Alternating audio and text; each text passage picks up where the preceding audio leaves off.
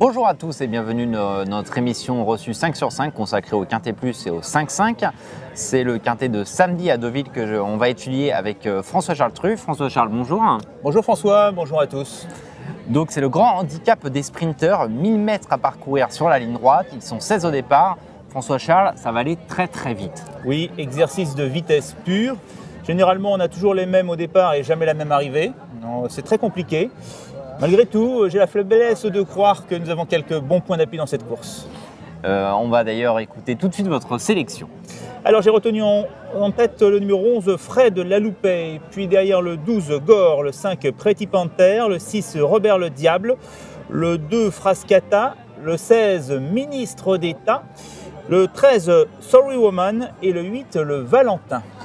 François-Charles, vous avez passé en tête de votre sélection le numéro 11, Fred Laloupet. Fred Laloupet, ses dernières performances ne sont pas excellentes, mais il a été baissé de 2 kg et on sent l'engagement visé, non ? Surtout la dernière qui était un petit peu moyenne, mais l'avant-dernière était remarquable. Il avait été très malheureux en retrait et à cette occasion, il avait montré qu'il conservait encore de beaux restes, car c'est un cheval qui a quand même connu une carrière assez bien remplie. Il a même brillé au niveau semi-classique à une certaine époque. On a pu penser qu'il avait pris un coup de vieux. Eh bien, cette avant-dernière tentative m'a donné à penser que le vieux conservait encore suffisamment d'énergie et d'envie pour enlever une course comme celle-ci. Alors ensuite, c'est vrai, il a un petit peu moins bien couru, mais le handicapeur en a profité pour le baisser de 2 kg d'un coup. C'est beaucoup. Je le trouve vraiment, oui, beaucoup. Je le trouve vraiment bien placé. En plus, il aura un terrain souple qu'il apprécie. Et puis l'écurie est en forme. Les chevaux de David Smaga font actuellement un très beau meeting. En deuxième position, en d'autres termes, je suis très confiant avec Fred Laloupet. On l'a compris, vous êtes très confiant. Ensuite, le numéro 12, Gore. Gore, il a terminé 13e de cette épreuve l'an dernier. Oui, c'est un sujet lui aussi plutôt bien placé sur l'échelle des valeurs. Sur son avant-dernière tentative, il avait montré des progrès dans une course B de bon niveau. Donc, pour être technique, sur cette performance, il a 3 livres au moins de marge. Donc, c'est bien.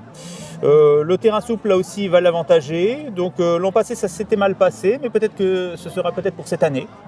La dernière fois, Pretty Panther, le numéro 5, est tombée. On n'a rien vu, mais elle semblait avoir des ressources. Elle allait facilement, c'était à la sortie du dernier tournant, rien n'était joué. Donc c'était sur la PSF, une course à oublier. Donc elle a été supplémentée, donc je peux en conclure qu'il y a eu plus de peur que de mal.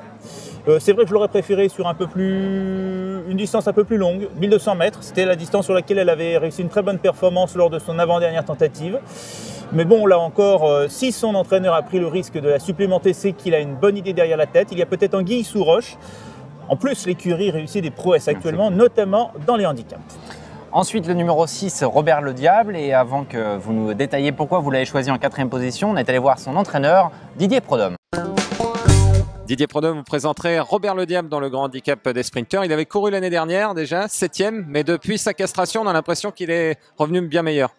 Bah oui, le cheval a fini l'année 2013 avec des gros problèmes de santé. Il travaillait de partout. C'est un cheval qui avait pas des très bons boulets.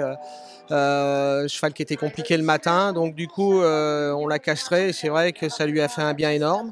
Et son comportement est complètement différent. Il répète toutes ses courses là en ce moment. Bah pour l'instant, c'est le cas. En tout cas, il a fait une bonne rentrée. Ensuite, il s'est bien imposé à Longchamp, bien imposé dans un quintet à Maison Lafitte. Et en dernier lieu, je pense qu'il aurait gagné. Il avait un problème de pied. On a eu un gros souci après la course.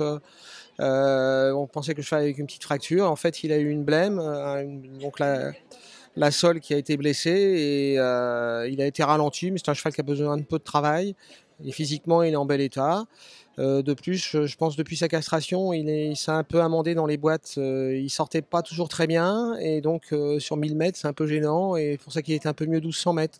Donc là, j'espère que ça va être la même chose. Il rentre toujours en dernier dans les boîtes. S'il sort bien, sa place est à l'arrivée. Les kilos ne l'ont pas affaibli du tout. Enfin, il est toujours aussi compétitif. Et là, avec la référence plus basse plutôt, il portera moins de poids.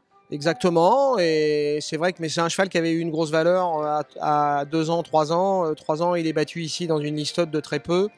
C'est un cheval de qualité qui peut peut-être se retrouver. C'est un cheval qui va peut-être remonter les étages. On va déjà essayer de regagner un gros handicap. Ça serait déjà très sympathique. Merci beaucoup Didier Prodhomme.